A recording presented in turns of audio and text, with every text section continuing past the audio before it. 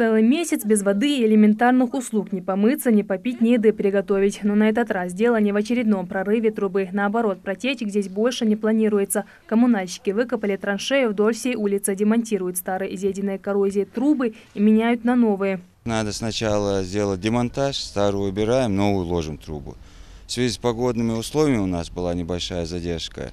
И в связи с фресками, которые должны сделать люди, которые живут вот по ту и по эту сторону. Ремонтные работы начали только 2 недели назад, но проблема с отсутствием воды здесь наблюдается уже довольно долгое время. Жители возмущены. Чтобы хоть как-то выжить в условиях водного дефицита, им приходится возить ее с речки, а то и вовсе закупать в магазинах. Впрочем, ее только на приготовление еды и хватает. Весь месяц мы бегаем, ищем воду.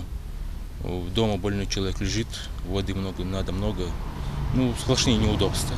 Наблюдая, в каком темпе трудятся рабочие, которых, кстати, и вовсе нет на рабочем месте, многие жители начали уже своими силами подключать систему водоснабжения. Люди сами за свой счет деньги тратят, доход небольшой. И вот приходится самим вот это все делать.